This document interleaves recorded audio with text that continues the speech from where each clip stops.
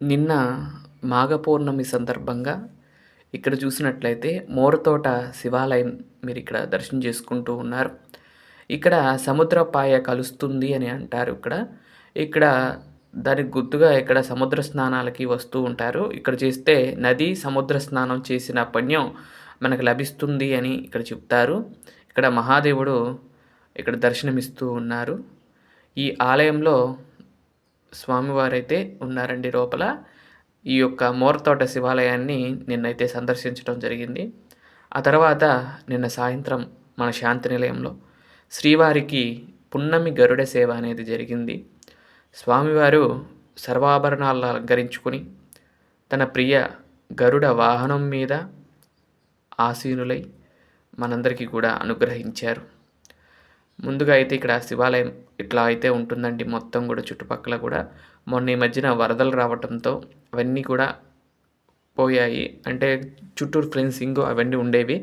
అవన్నీ కూడా వరదల్లో కొట్టుకుపోయినాయండి. ఆ తర్వాత ఈ విధంగా కొంచెం ఇలా కంచిలాగా వేసి పెట్టారు.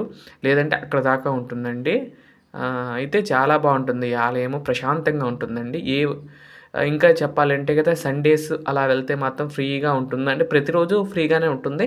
ఏ రోజు వెళ్ళినా ఫ్రీగా స్వామివారి దర్శనం చేసుకోవచ్చు. ప్రశాంతంగా ఉంటుందండి. చల్లటి గాలి, ఆ యొక్క నది, సముద్రపు గాలి వస్తూ మనకి చల్లగా ఉంటుందండి ఈ ఆలయం మొత్తం కూడా. ఎవరైనా వెళ్ళాలి అనుకుంటే కనుక ఇది మోరతోట శివాలయం అండి. ఈ విధంగా ఉంటుంది. తర్వాత స్వామివారిని దర్శనం చేసుకోండి. శ్రియకాంతాయ కళ్యాణ నిధయే నిధయేతినాం శ్రీ వెంకట నివాసాయ శ్రీనివాసాయ మంగళం మంగళాశాసనపరై మదాచార్య పురోహమై. చూడండి, స్వామివారు సర్వాభరణాలు అలంకరించుకుని ప్రియ గరుడ వాహనం మీద మనకు అనుగ్రహాన్ని కలిగిస్తూ ఉన్నారు. కుడి చేయిని అభయం ఇస్తూ ఎడం చేత్తో వరదహస్తాన్ని చూపిస్తూ ఆ స్వామి నీల మేఘశ్యాముడైన వెంకటేశ్వర స్వామి మనకి దివ్య అనుగ్రహాన్ని కలిగిస్తూ ఉన్నారు. గరుడ వాహనం అలా కదులుకుంటూ వస్తుండదే సాక్షాత్తు నారాయణుడు ఆ యొక్క వాహనం మీద ఎక్కి ఈరోజు దర్శనమిస్తూ ఉన్నారు.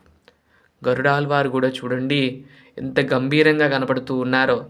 అలాంటి గంభీరత్వం స్వామి ఎక్కారు కాబట్టి అలాంటి గంభీరత్వాన్ని మనకి చూపిస్తూ ఉన్నారు స్వామి. చూసారా, స్వామివారికి కర్పూరిత మంగళ నీరాజనాలు ఇస్తూ ఉన్నాం. నిన్న స్వామివారికి జరిగిన ఈ గరుడ సేవను మీరు వీక్షిస్తూ ఉన్నారు.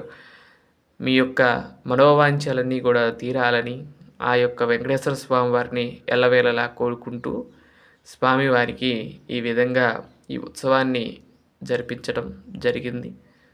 ఏడుకొండలవాడ వెంకటరమణ గోవింద గోవింద.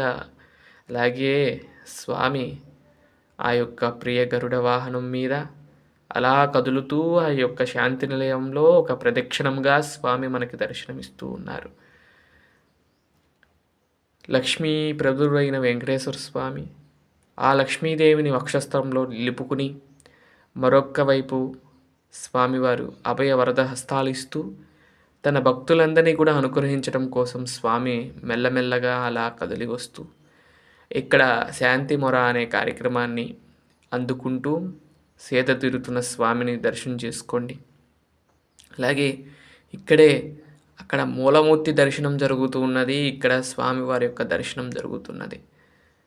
శ్రియకాంతాయ కళ్యాణ నిధయే నిధయేస్తినాథ్ అన్నట్లుగా స్వామివారిని అలా దర్శనం చేసుకుంటే చాలా అద్భుతంగా ఉంటుంది. స్వామిని దర్శనం చేసుకోండి. ఆ స్వామివారికి ఆ యొక్క మంగళాహారతి ఇస్తూ ఉన్నాం. అలాగే ఇక్కడ గరుడాల్వారి యొక్క రెక్కలుగా భావిస్తూ అవి వింజామరలో అక్కడ పెడతాం జరిగింది.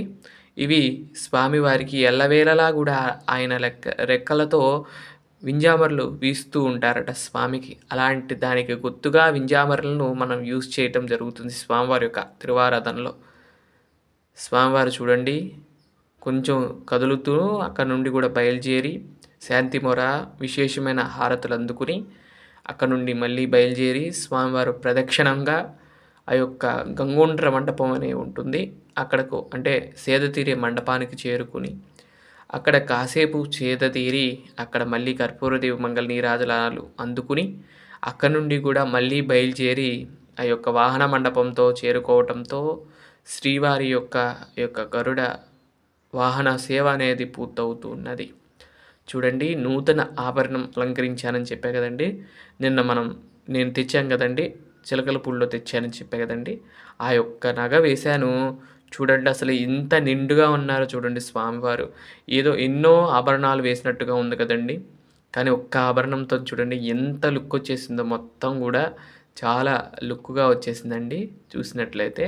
అలాగే ఇద్దరు లక్ష్ములను స్వామివారి వక్షస్థలంలో నిలుపుకున్నారు. శ్రీదేవి అమ్మవారిని, భూదేవి అమ్మవార్లు. ఇక్కడ గరుడాళ్వారికి కూడా విశేషంగా అలంకరణ అయితే చేయడం జరిగింది. వస్త్రాలంకరణ. చూడండి, ఇప్పుడు దగ్గరగా చూపిస్తూ ఉన్నాను చూడండి స్వామివారి యొక్క ఆభరణాన్ని. ఈ విధంగా స్వామివారు మనకి దర్శనాన్ని ఇస్తూ ఉన్నారు. ఈ విధంగా స్వామివారిని చూడండి. ఆ యొక్క చెయ్యి గాని, వారి యొక్క పాదాలు గాని, బ్రహ్మ కడిగిన పాదము, బ్రహ్మాండమేలిటి పాదము, అలాంటి పాదాలను ఆ గరుడాళ్వారు వారి యొక్క చేతిలో ఉంచుకుని మనకి సాక్షాత్కరిస్తూ ఉన్నారు స్వామి. స్వామివారి యొక్క పాదాలను సాక్షాత్తు బ్రహ్మదేవుడు ఆనాడు కడిగారు. అలాంటి పాదాలను మనందరూ కూడా ఆశ్రయించినట్లయితే స్వామివారు ఈ యొక్క కలియుగంలో మనకి అద్భుతమైన వరాన్ని ఇస్తారని చెప్తారు. అలాగే స్వామివారి మూలమూర్తి చూస్తే మనకి ఎలా ఉంటుందంటే, కుడి చెయ్య పాదాలను చూపిస్తూ ఉంటుంది. ఏమిటి ఈ పాదాలు చూపించటం అంటే గనక, నా పాదాలను ఆశ్రయించండి, మీ యొక్క కష్టాలన్నీ కూడా తీరుస్తాను అని చెప్పటానికి, ప్రత్యక్షంగా చెప్పటానికే స్వామి ఈ రూపంలో మనకి దర్శనాన్ని ఇస్తూ ఉన్నారు. ఆ స్వామి యొక్క కరుణా కటాక్షాలు ఉండాలి అని, ఆ యొక్క శ్రీచరణాలని ఆచరిస్తే చాలు, మనందరం కూడా ఆ యొక్క స్వామి యొక్క విధిలోకి వెళ్తాం. అలాగే ఎడం చేయును కటిహస్తము అని అంటారు. ఈ హస్తాన్ని ఎందుకు చూపిస్తారు అంటే గనక, మన యొక్క ఈ సంసారం అనేది నడుము లోతే ఉంటుంది. ఆ లోతుని మనం దాటితే మనం మోక్షానికి వెళ్ళొచ్చు అనేది చూపిస్తూ స్వామివారు మనకి దర్శనాన్ని ఇస్తూ ఉంటారు. లక్ష్మీప్రదమైన వెంకటేశ్వర స్వామివారు శ్రీదేవి, భూదేవిని కూడి ఈరోజు గరుడ వాహనానికి వచ్చారు. అదేంటండి, ఒక్కరే కనపడుతున్నారు కదా, శ్రీదేవి, భూదేవి ఎక్కడున్నారు అని అనుకోవచ్చు. కానీ స్వామివారి యొక్క వక్షస్థలంలో ఇద్దరు అమ్మవార్లు కూడా ఉన్నారు స్వామితో కూడి. ఇదండి ఈరోజు వీడియో. ఓం నమో వెంకటేశ్వర.